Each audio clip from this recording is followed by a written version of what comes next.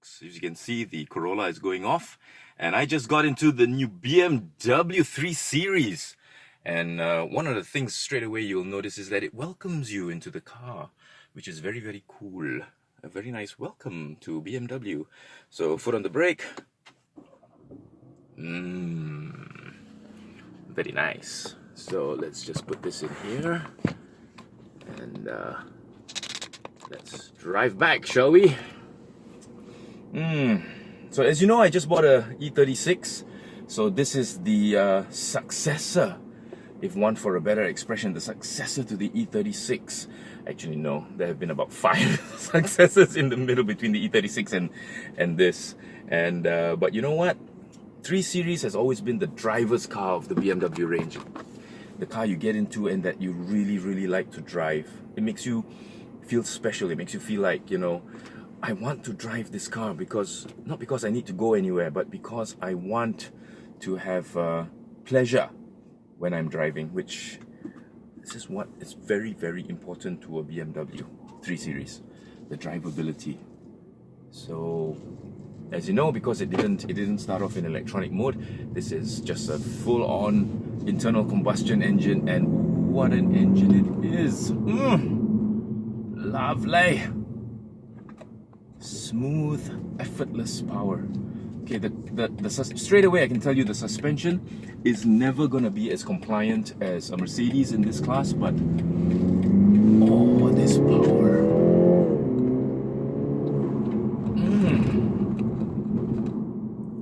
This is seriously addictive. So I'm at a traffic light, come to a complete stop. There's the auto start stop, it just kicked in, I turned it off. And left foot on the brake. Let's see what kind of acceleration I can get out of this car. Amazing. It just quietens down and just, it's so unassuming when it comes to driving. I mean, it's like there's like nothing. Amazing. That wasn't even this car. That was a Wira. 4, 3, 2, 1. Let's go. Bit of lag, but then oh, how cool is that?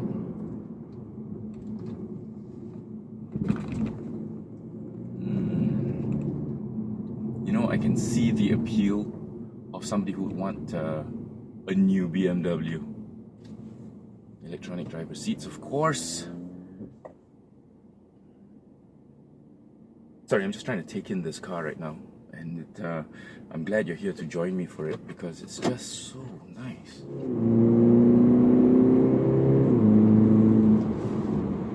I'm already up to 110, and oh my, you can just tell this car was made to be driven. You know, when a car leaves me speechless, then you know, oh, that turn in, mid-corner undulations do not upset this car at all. Amazing. And it's still so quiet. Still so quiet and so unassuming.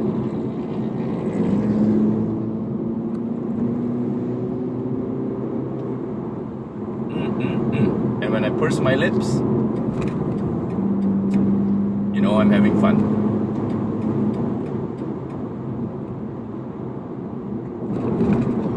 The brakes, so good.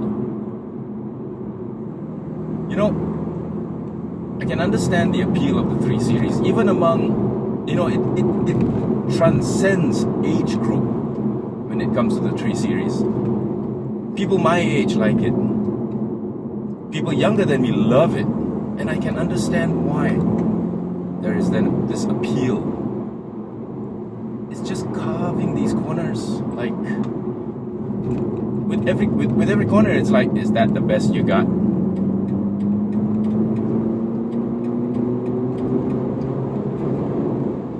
Oh yes. Amazing. A bit of wind noise, but then again I am doing 150. So I should not admit that, but it's kind of hard not to when you have a car like this. So, okay, as you know, now that you know, at 150 you get a little bit of wind noise and instant acceleration on tap whenever you want it. And you know what? I'm doing 140 and I'm talking to you like I'm doing 80. That's when you feel the sportiness of the suspension come into play. When you hit some sharp undulations or some sharp bumps, that's when you feel it. But if the road is smooth,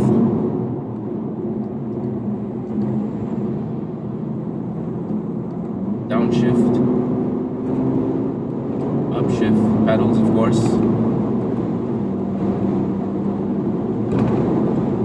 8-speed automatic gearbox. The shifts are smooth and instantaneous. This car does not like expansion joints. Those sharp judders that you see on my camera right now, that's because of expansion joints.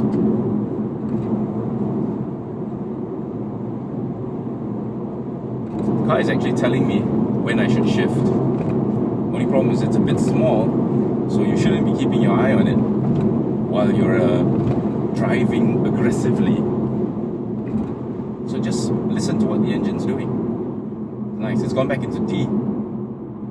But of course, there are modes that you can play with. Got Comfort, Eco Pro, and Sport. So put it in Sport mode now. Oh, straight away the revs jumped.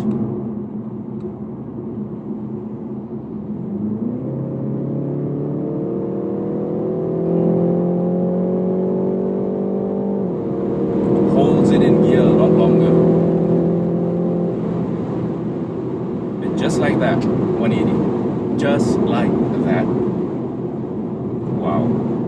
You know, I'm kind of glad my E36 is not ready yet, still at the paint shop, because jumping from this into that will be quite depressing. I just noticed something. BMW has changed the acoustics of the indicators. Listen. It's a lot sharper now. It used to be a bit muted, a softer kind of tuk, tuk, tuk, tuk. Now it's tuk, tuk, tuk, tuk, tuk.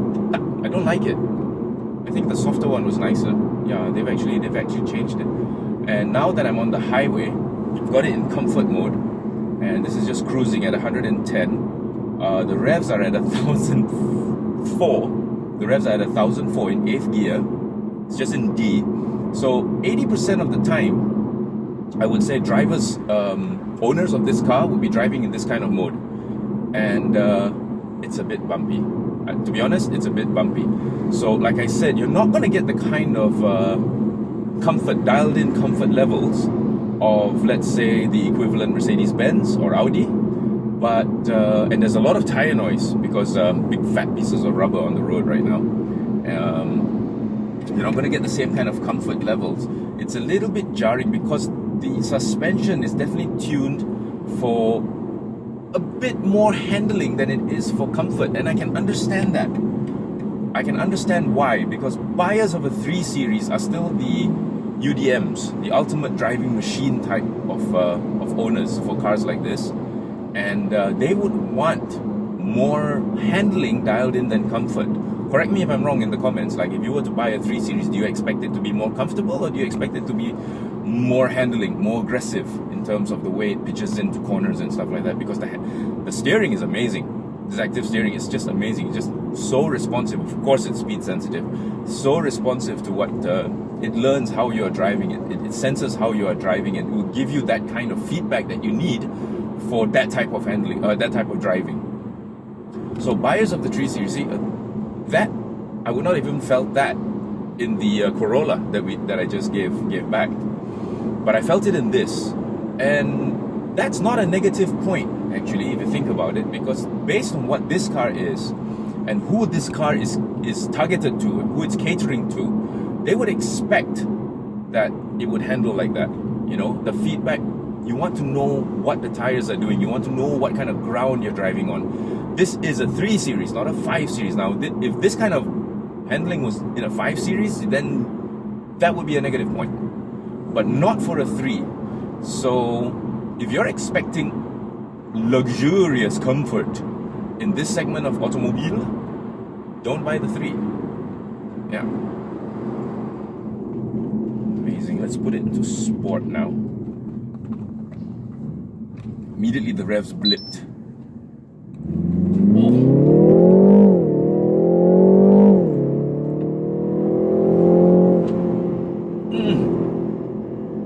0.4 Gs on acceleration. That's almost half my body weight on acceleration. Whoa.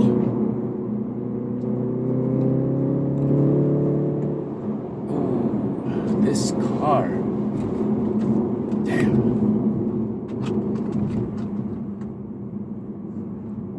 And then it just slows again. Goes back to being sedate.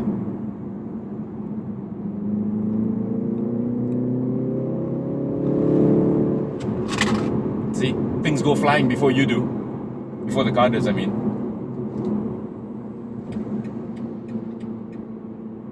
It's keeping the revs up because I'm in sport mode. And now it's finally shifted up.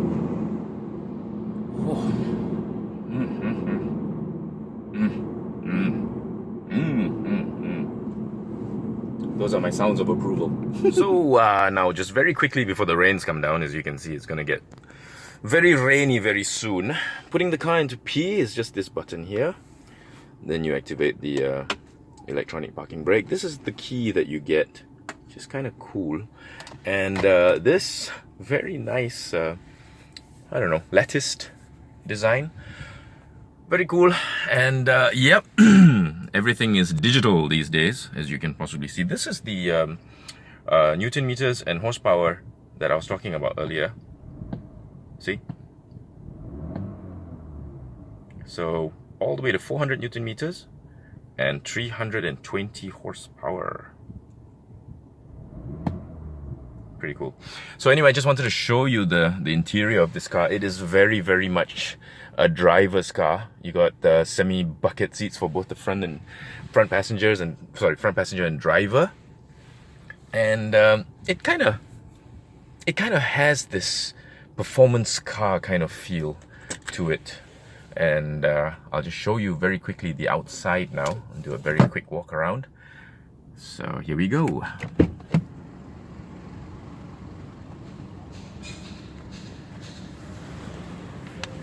Yep, it's already drizzling in typical Malaysian weather fashion. But there it is. The BMW 3 Series.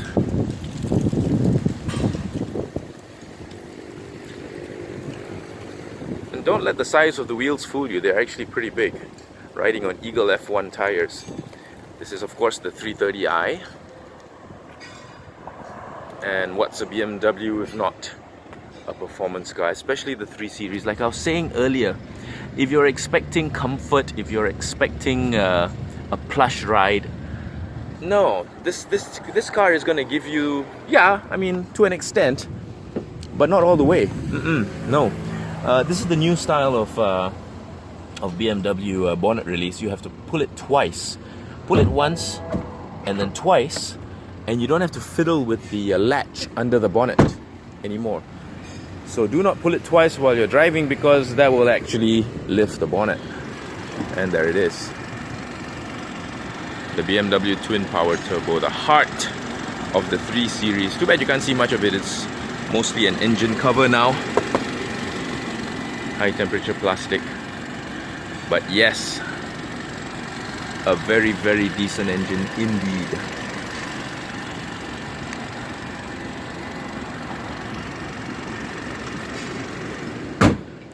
I still don't like the chrome grills, I'm sorry.